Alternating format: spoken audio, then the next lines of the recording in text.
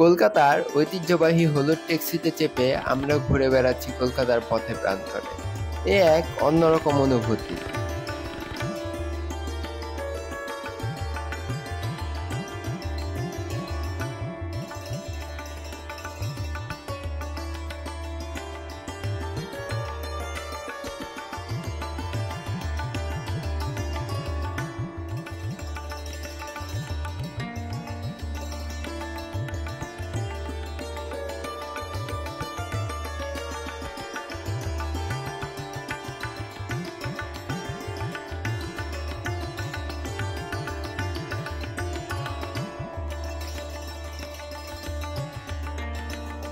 ভিডিওটি ভালো লাগলে আমার আইডিটি ফলো দিয়ে আমাকে নতুন ভিডিও বানাতে অনুপ্রাণিত করবেন।